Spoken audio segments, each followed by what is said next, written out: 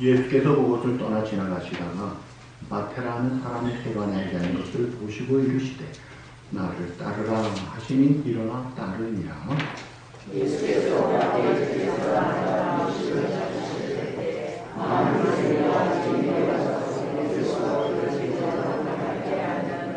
바리새인이 보고 그의 제자들에게 이르되 어찌하여 너희 선생은 세리와 죄인들과 함께 다투시느냐.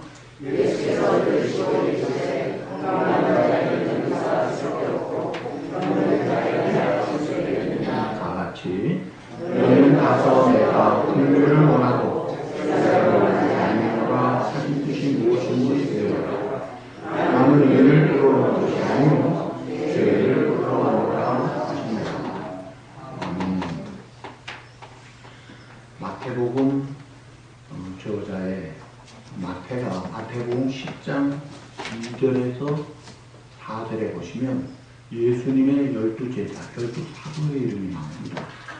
자, 저기 보시면 12사도의 이름은 이러하니 하면서 베드로라는 시몬, 그의 형제 안드레, 시베대 아들 야고보, 그의 형제 요한, 빌립과 바돌로메, 도마와 세리마테, 알포의 아들 야고보와 다데오, 가나니 시몬, 미카리입니다. 곧 예수를 판다라. 자, 12명 이름이 나오는데 특이한 것이 하나 있어요. 어부들이 많았는데 어부 베드로라는 말은 없는데 그 직책, 직분, 직업이 하나 나오죠. 그게 누구예요? 세리 마태.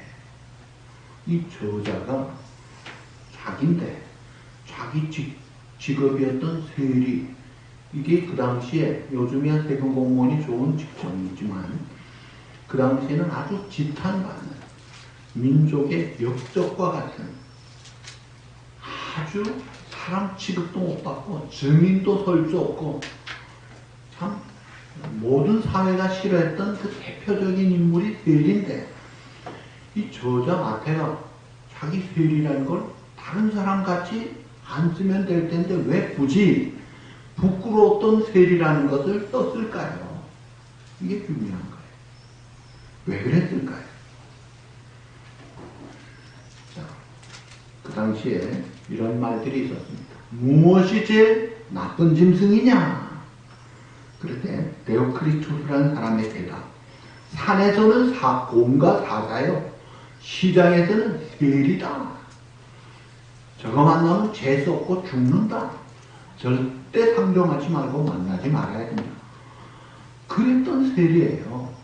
그런데 이 마태가 자기가 쓰면서 12사도 다른 사람같이 이름만 쓰면 될 텐데 굳이 세리 마태라고 세리를 가르쳐요.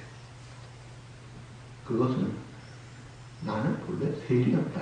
정말 지탄받는 못난이 중에 못난이, 문제아 중에 문제한 이 세리 나도 12사도의 판결에서도 주님이 나를 택하시고 쓰셨다는 주님의 은혜에 감사함으로 쓴 거예요. 주님을 높이고 그 은혜에 감사함으로 자기가 세리인 것을 썼다는 거예요. 여러분, 이것은 고린도전서 15장 9절 10절 사도 바울도 마찬가지였습니다. 거기 보시면 나는 사도 중에 가장 작은 자라. 나는 하나님의 교회를 어떻게 했어요? 박해하였으므로 사도가 칭함받기를 감당하지 못. 나는 자격 없는 자다. 그러나 내가 나 된 것은 하나님의 은혜로 된 것이라는 것을 밝히는 거예요. 여러분, 사람이 하나님의 특별한 은혜를 받았으면 그 은혜와 사랑을 잊지 말고 기억하고 감사할 줄 알아야 돼요. 이걸 하나님이 기뻐하시는데 우리가 하나님의 놀라운 사랑을 받았어요. 그 은혜로 자녀가 되고 살잖아요. 그런데 이 은혜와 사랑을 잊어버릴 때 어떻게 될까요? 잊어버릴 때 교만하게 됩니다. 그 본성대로 교만하게 돼요. 그 은혜를 잊어버리니까 자기가 잘난 줄 알고 남을 정죄하고 비판하고 판단하고 원망불평하고 그러는 거예요. 그 이유가 하나님의 베푸신 은혜를 잊어먹었기 때문에. 그런데 이 마태는 자기를 불러주신 은혜를 잊지 않고 세리가 되었다. 천대받던 그런 이 세리였던 나도 하나님의 은혜가 부름받았어요. 그 하나님의 은혜가 이렇게 크다는 것과 그 다음에 또 하나의 메시지는 나도 부름받았는데 여러분 나보다 더 낫잖아요. 얼마든지 쓰임받을 수 있고 얼마든지 귀하게 쓰임받을 수 있습니다라는 그런 메시지가 있는 거예요. 옛날에 세상과 타협하고 돈에 눈이 멀어서 민족도 신앙도 가족도 팔아먹고 살았던 그런 나도 하나님이 부름받으니까 놀랍게 사용되더라는 거예요. 오늘 우리의 의견이 하나님의 생명책에 기록된 하나님의 자녀라면 얼마나 영광이에요. 그런 우리가 하나님의 부름을 받아 쓰임까지 받는다면 이거 얼마나 큰 영광이냐는 거예요.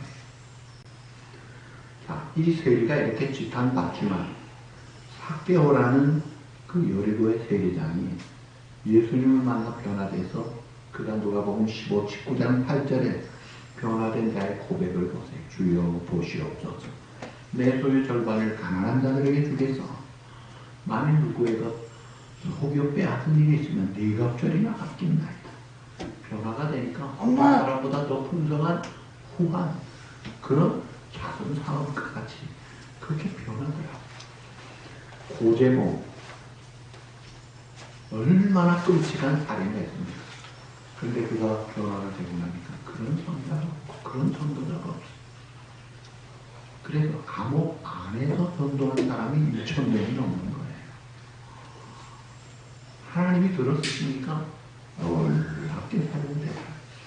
하나님은 때로 모세같이 그 애국 바로왕 공주의 아들로 잘한 사람도 쓰시고 사도 바울같이 가말리엘 문화의 사람도 쓰시지만 주로 많이 쓴 사람은 비천한 사람들이었습니다. 그래서 고린도전서 1장 26절에서 29절 우리 다 같이 한번 보실까요? 다 같이 시작. 형제들아 너희의 부르심을 보라. 육체를 따라 지혜로운 자가 많지 아니하니 능한 자가 많지 아니하니 문과 좋은 자가 많지 아니하도다. 그러나 하나님께서 세상에 미련한 것들을 택하사 지혜를 가진 부끄럽게 하게 하시고 세상에 약한 것들을 택하사 강한 것들을 부끄럽게 하게 하시고 하나님께서 세상에 천한 것들, 멸시받는 것들, 없는 것들을 택하사 있는 것들을 폐하게 하시라. 이는 아무 육체도 하나님 앞에서 자랑하지 못하게 하리라 하십니다. 하나님이 그렇게 쓰시더라고요. 자랑할 것이 없는 사람 마음껏 쓰시는 거예요. 누가복음, 요한복음 4장에 보시면 하나님이 사마리아 수가성에 전도를 하러 가셨을 때 그 성에서 잘 나가는 지도자를 뽑지 않으시고 과거의 남자 사서 버렸고 지금 있는 남자도 남편이 아닌 그래서 다른 사람하고 상종하기 어려운 그래서 두문, 불출, 인생, 포기, 낙심, 좌절 속에 빠져있는 그 비천한 한 여자를 일부러 만나시러 유리가서 우물가에서 앉아 기다리고 계시네요. 그 여자가 오니까 여자야 목마른데 물 좀 주십시오. 아주 더 낮은 위치에서 요청을 해요. 수건을 높이는 거예요. 이 여자가 유대 남자가 어떻게 사마리아 여자한테 말도 거네? 기질이 나오죠. 그때 예수님이 이 우물물 마시는 자 다시 목마르겠지만 내가 주는 물을 마시면 영원히 목마르지 않고 그 속에서 영생하도록 솟아나는 샘물이 될 거예요. 그 샘물 나도 먹읍시다. 정복을 지르 내 남편 데려오라. 호구라시는 주님을 밝히시고 메시아임을 가르쳐 주시니까 여자가 누군 거예요. 그래가지고 마을에 가서 뭐라 그래요? 내가 행한 모든 일을 내게 말한 사람을 와서 보라. 이는 그리스도가 아니냐. 그랬더니 예수님이 이틀 거기에 몸을 두시면서 말씀을 전하시고 그 사마리아 사람은 다 주님 앞에 돌아와 모든 사람들이 하나님의 백성이 됐다. 아름다운 소식인데 이 귀한 일을 할 때 하나님이 쓰신 사람, 주님이 쓰신 사람은 가장 많은 사람을 쓰시더라. 자랑할 것이 없도록. 여러분은 어떻게 부름받았어요? 아주 높을 때 부름받았습니까? 존 뉴턴이라는 노예선에 성장했던 사람, 노예들을 팔아먹는 그 못된 짓을 했어요. 왜 사람을 잡아가지고 노예로 팝니까? 아프리카에 패멀하게 사는 사람 금을 뿌려가지고 잡아가지고 절반을 죽여가면서 끌고 와가지고 팔아먹는 거예요. 아주 능지처참감 아닙니까? 그런데 구원받고 용서받아서 나 같은 죄인 살리신 주의 놀라워 잃었던 생명 찾았고 권명을 얻은 주님의 은혜가 놀랍고 감사합니다. 하나님이 그렇게 사용하시는 걸 보잖아요. 여러분이 마태가 주님의 부름 받았을 때 회관에 앉아있다가 다 두고 따라갑니다. 베드로, 요한, 야고보 바다에 그물 뿌려 고기 담는 어부들 주님 부를 때 주님 따라요. 그러니까 예수님이 택한 사도, 예수님이 쓰신 사람의 특징에 공통점이 있어요. 예수님이 누구를 들어서 놀랍게 사도로 쓰셨느냐? 공통점은 그 자리에서 즉시 조금 없이 순종한 사람을 부르셨다는 거예요. 하나님은 순종하는 사람을 기뻐하십니다. 놀랍게 사용하시는 거예요. 자, 하나님이 어떤 사람을 귀하게 쓰실까요? 여러분, 물건은 깨끗한 걸 쓰시죠. 그러나 사람은 깨끗한 것만 아니라 말 잘 듣는 사람을 쓰십니다. 부대장이 부하를 심부름 보냈는데 자기가 원하는 대로 안 하고 쥐가 원하는 대로 하고 싶은 대로 하면 다시 그 사람 심부름 안 시켜요. 하나님이 누구를 사용하시기를 기뻐하시느냐? 하나님 말씀 잘 듣는 사람이에요. 똑똑한 게 문제가 아니라니까요. 말 잘 듣는 사람, 충성된 사람을 주님은 사용하시기를 기뻐하시고 반드시 상을 주시는 거예요. 순종하는 사람을 기뻐하시는 주님. 그래서 요한복음 14장 21절 나의 계명을 가지고 지키는 자라야 나를 사랑하는 자. 나를 사랑하는 자는 내 아버지께 사랑을 받을 것이요. 나도 그를 사랑하여 그에게 나를 나타내리라. 말씀을 잘 지키는 자, 그 사람이 믿는 자요, 주님을 사랑하는 자요, 그에게 복을 몰아주시겠다는 거예요. 하나님이 순종하는 사람에게 복을 주세요. 신명기 28장에 1절에서 14절을 보세요. 이 순종 잘하는 사람 딱 한 조건이 순종만 잘하면 들어가도 복을 받고 나가도 복을 받고 성읍에서도 복을 받고 떡반죽 그릇 복 받고 작식 복을 받고 하늘이 복을 받아 날씨가 좋고 땅이 복을 받아 기름지고 가는 곳마다 복을 주시더라 이거예요. 그 순종하는 자를 하나님이 그렇게 기뻐하시는 거예요. 뿐만 아니라 순종하는 자와 늘 하나님이 함께 하십니다. 그게 요한복음 14장 23절의 말씀. 우리 다 같이 볼까요? 사람이 나를 사랑하면 내 말을 지키리니 내 아버지께서 그를 사랑하실 것이요 우리가 그에게 가서 거처를 그와 함께 하리라.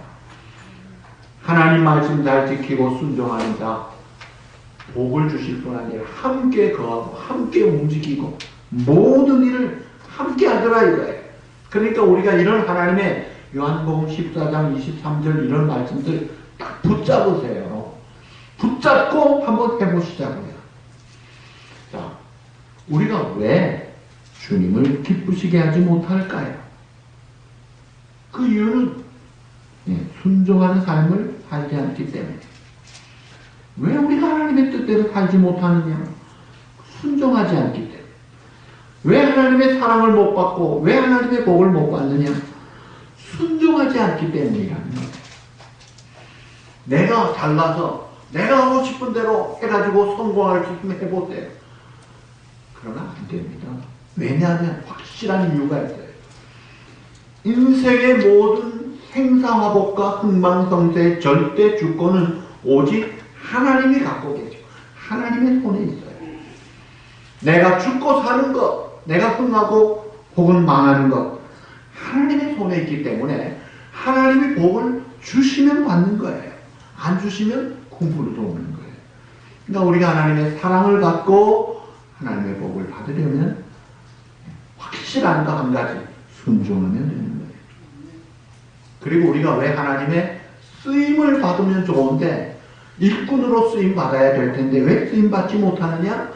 순종하지 않기 때문에. 아주 순종하지 않는 건 아니래도 때로 기분 나면 순종하고 기분 안 나면 순종 안 하고 그래가지고는 안 돼요. 기분 나면 헌금하고 기분 안 나면 안 해. 기분 나면 봉사하고 기분 안 나면 안 해. 그거는 틀린 거예요. 잘못된 거예요. 하나님이 안 속습니다. 올바른 신앙생활이 뭐예요? 하나님의 말씀이라면 조건 없이 내 기분, 감정, 관계없이 순종하는 믿음. 이것이 올바른 믿음으로 사는 거예요. 그러니까 우리가 주님 말씀대로 순종하며 사는 것이 얼마나 중요한지 아무리 강조해도 지나치지 않는 거예요. 그래서 이 마태가 세가에서 그냥 있었으면 그냥 돈 벌고 살기는 살았을 건데 순종해가지고 더 큰 위대한 증인 채택도 안 되는 세리가 신약 성경 첫 번째 복음서의 증인이 되는 거예요. 어느 사람이 축복에 세관으로 앉아가지고 한테 잘 먹고 욕 먹으면서 그냥 살다 죽는 그 사람이에요. 안 그러면 마태복음 저자 마태니까 비교가 안 되잖아요. 그러니까 우리도 하나님의 부름받아 하나님의 말씀 앞에 순종해서 이 마태가 세리에서 사도고 위대한 나중에 순교자까지 되는데 이런 축복의 길을 가는 사랑하는 우리 모든 성도 여러분 되시기를 주님의 이름으로 축복합니다. 마가복음 10장 28절에 보면 베드로가 질문합니다. 보소서 우리가 모든 것 버리고 주를 따랐습니다. 그때 예수님 말씀하십니다. 내가 진실로 너희에게 이르노니 그다음 뭐라고 했어요? 다 같이 나와 복음을 위하여 집이나 형제나 자매나 어머니나 아버지나 자식인 전토를 벌인 자는 현세에 있어 집과 형제와 자매와 어머니와 자식과 전토를 100배나 받아 박해를 겸하여 받고 내세의 영생을 받지 못할 자가 없느니라. 주님과 복음을 위해서 모든 것 버리면 사실 부모 형제 모시기가 어려워요. 자식 제대로 돌보지 못하는 희생을 많이 할 수 있어요. 그러나 주님을 위해서 복음을 위해서 희생하면 주님이 지금 책임져 주시겠다는 거예요. 100배 보장하시겠다는 거예요. 비록 박해는 있을지 있겠지만 100배 보장하고 영생의 복을 주시겠다는 거예요. 그러니까 우리가 기본적으로 예수 믿고 구원받아 하나님의 자녀가 됐으면 영생을 얻은 천국 백성이 됐어요. 얼마나 큰 복이에요. 놀라운 복이죠. 그럼 내가 달라서 된 게 아니라 주님의 은혜로 성령님이 우리에게 믿음을 주셔서 된 거예요. 그래서 내가 구원받아 하나님의 자녀로 영생 얻은 것도 복이지만 사실은 더 큰 복이 뭔지 아세요? 단순히 구원받아 하나님의 자녀 된 것보다 더 큰 축복은 하나님의 영광을 위해 쓰임받는 복입니다. 이게 진짜 더 큰 복이에요. 하나님의 기쁘신 뜻을 위하여 내가 쓰임받을 수 있다면 이게 얼마나 귀한 복인지 모릅니다. 여러분 이 세상에서 어떻게 사는 게 가장 복된 삶이라고 생각하죠? 솔로몬같이 부귀영화 다 누리면 복된 것입니까? 다윗처럼 하나님 마음에 합한 자가 돼서 하나님이 기뻐하시는 일에 쓰임받는 그 다윗이 복된 자냐 이거예요. 부귀영화 누린 솔로몬과 비교가 안 되는 하나님의 마음에 합한 자로 쓰임받은 다윗이 월등하게 복을 받은 자예요. 마태는 주님 말씀 순종해서 제대로 살다가 나중에 에디오피아에 가서 순교를 사도 바울도 과거에 가말리엘 문화 좋은 문벌들 다 벗어버려 복음 위에 달려가서 로마에 가면 돌기둥에 바로 이 목을 거기에 얹어놓고 돌칼로 쳐서 떨어진 그 순교 기념터가 있더라. 그 순교를 우리의 믿음의 선진들이 주님과 복음을 위해서 순교도 아까워하지 않고 달려가지. 왜 그랬을까요? 자기 그 귀한 목숨을 왜 그렇게 순교자까지 됩니까? 그것도 감사하고 찬송하면서 왜 그랬을까요? 그들은 알았습니다. 현재 당하는 잠시 받는 고난은 잠깐뿐이지만 장차 받는 영광이 너무나 크고 영원한 것을 알았던 거예요. 그래서 순교는 영광이었어요. 손양호 목사님이 두 아들 죽었을 때 그를 지난주에 제가 말씀했잖아요. 이인재 목사님. 야, 손 목사, 우리는 신사참배 반대하고 순교를 각오하고 그 영광 자리에 올라가려고 했지만 못했잖아. 근데 자네 두 아들은 순교자가 됐어. 우리보다 영광 가운데 있잖아. 감사할 줄 알아야지. 여러분, 이게 보통 대화입니까? 세상에서 잠깐 고난받는 것, 그것이 문제가 아니더라. 장차 천국의 영광은 영원하다. 비교할 수 없다. 장차 우리가 주님 앞에 설 때 어떤 사람이 가장 빛나는 면류관을 받을까요? 누가 가장 큰 영광을 받을까요? 빛난 면류관 받기까지 험한 십자가 붙들겠네. 십자가 단단히 붙잡고 험한 십자가 그 길 일사각오로 주기철 목사님이 가잖아요. 그래서 아깝게 죽었지만 그 죽음이 헛되지 않아서 얼마나 많은 사람에게 도전하지 않습니까? 그 주기철 목사님 천국의 영광의 자리에 가신 줄 압니다. 사도 바울은 감옥에서도 순교할 날을 기다리면서 열심히 복음을 전했고 항상 기뻐하면서 살았던 거예요. 이 세리마태가 예수님 부름받아 기쁘게 순종해서 너무 좋아가지고 친구 동료들을 초청해서 자기 입에서 잔치를 했죠. 그럴 때 바리새인들이 빈정거리면서 비난합니다. 그것이 11절에 나와요. 어찌하여 너희 선생은 세리와 죄인들과 함께 잡수시느냐? 뭐 저런 것들하고 먹느냐? 그럴 때 예수님이 그 말씀 들으시고 하신 말씀, 건강한 자에게는 의사가 쓸데없고 그 다음 뭐라고 했어요? 병든 자에게나 쓰세요. 다 같이 너희는 가서 내가 긍휼을 원하라. 제사를 원하지 아니하신 뜻이 무엇인지 배우라. 나는 의인을 부르러 온 것이 아니요 죄인을 부르러 왔노라. 여러분, 건강한 자에게 의사가 필요 없죠. 환자에게 필요하죠. 여러분 건강하세요? 저도 며칠 전 피검사했어요. 정기검진. 결과가 왔어요. 뭔지는 나중에 따로 물어보는 사람에게만 하겠습니다. 그런데 여러분 피검사 결과가 어떻게 나왔든지 간에 여러분 건강하십니까? 몸이 건강한 게 문제는 몸은요 건강해도 다 가요. 문제는 영적으로 우리가 죄인이라는 거예요.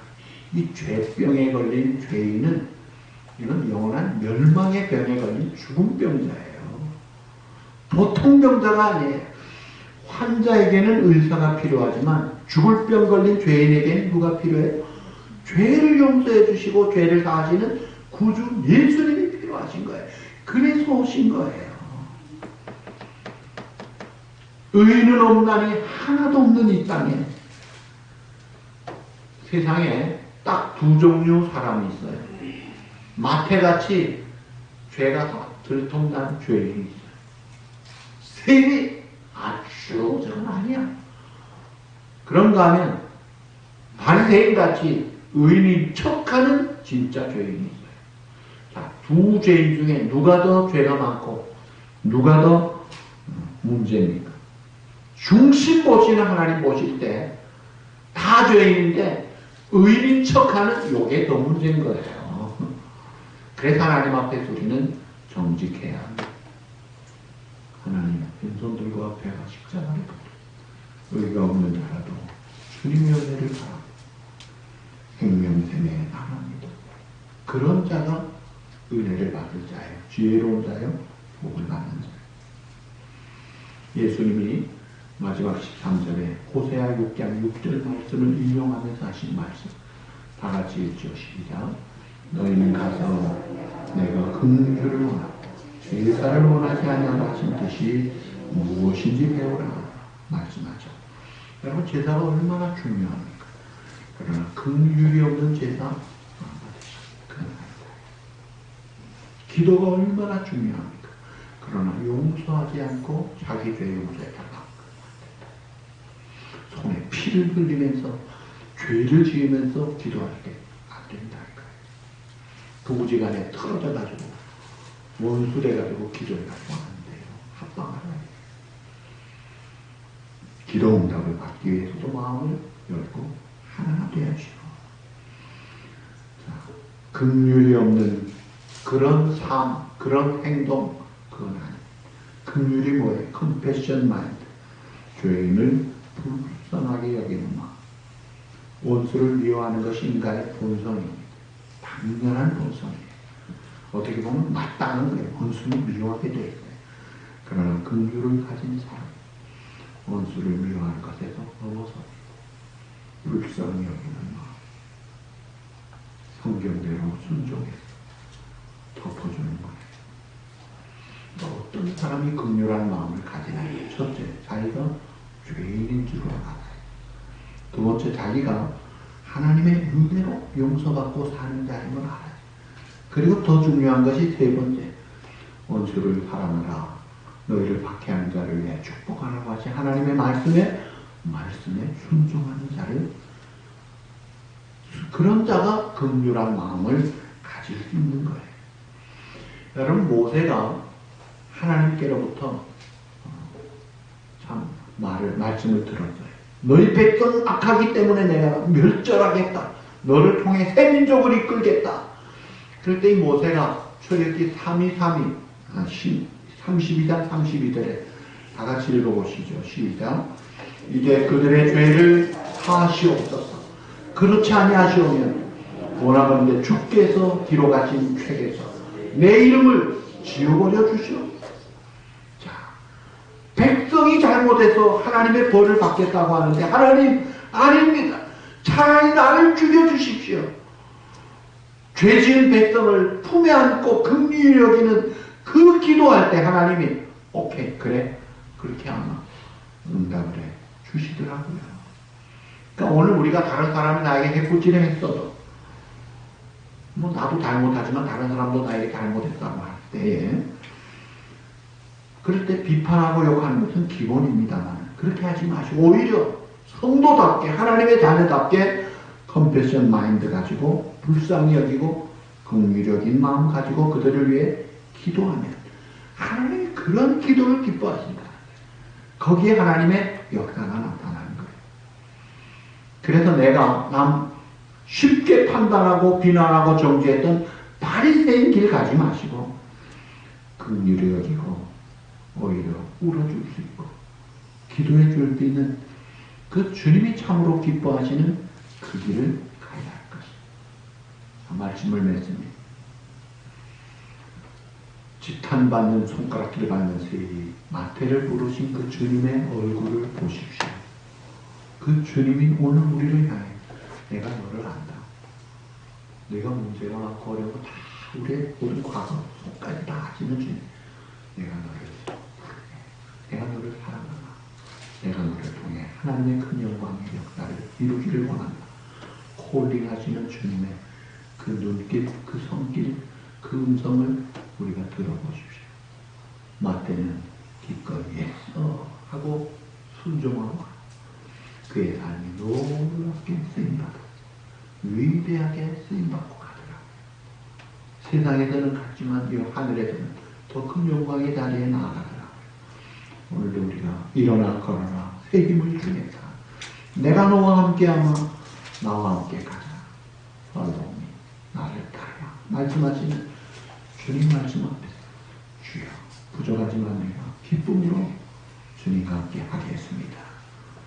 순종하는 마음으로 이제는 주님 말씀이라는 주님의 뜻이라는 정말 최우선 순위를 가지고 순종하게 가기를 결단하고 작정하고 그런 마음으로 살아서 하나님의 영광을 드러내고 하나님의 복이라는 복을 다 받으시고 많은 자들에게 빛의 증인의 역할을 감당하는 그런 사랑하는 우리 모든 성도 여러분들이 다 되시길 우리 주님의 이름으로 축복합니다. 네, 기도하시겠습니다. 고마우신 아버지 감사합니다. 죄인을 부르러 오신 주님이셨기에 세리마태가 부름받아 신약성경 복음서의 첫 저자가 되고 복음의 증인이 되고 순교자까지 반열에 올랐습니다. 마찬가지로 오늘도 우리를 부르시는 주님 앞에 그 말씀에 순종하여 쓰임받고 사랑받고 복을 받고 하나님의 영광을 위해 살아가는 복된 우리의 삶이 되게 하여 주시옵소서. 아직도 우리에게 그대로 뻗어시 살아있는 옛사람의 기질을 따라가지 말게 하시고 절대 주권을 가지신 만복의 근원 주님께 순종함으로 복음의 증인의 삶을 살고 더 나아가서 긍휼한 마음으로 남 쉽게 판단, 정죄, 원망, 불평하는 삶이 아니라 축복하며 기도하는 삶, 복음을 증가하며 주님을 높이는 삶을 살아 오늘날 이 시대에 하나님이 기뻐하시고 하나님이 사용하시고 하나님의 영광을 드러내고 또 가장 귀한 멸류관의 자리로 향해 나아가는 귀하고 복된 우리 모든 성도들 꼭 다 되게 하여 주시옵소서. 또 이 시간 정성된 예물을 주님 앞에 드립니다. 하나님의 것으로 떼어 11조를 머리를 떼어 드립니다. 또 감사한 마음 담아 은밀하고 겸손한 마음 담아 즐거움으로 드리오니 우리의 마음과 정성 함께 받으시고 주님 나라 위하여 잘 사용하여 주시고 사랑하는 성도들 심령마다 가정마다 구석구석 하나님이 친히 다스려 은혜가 충만한 삶 하나님을 영광롭게 하는 복된 삶으로 늘 주장해 주시옵소서. 예수님의 이름으로 감사하며 기도하옵나이다.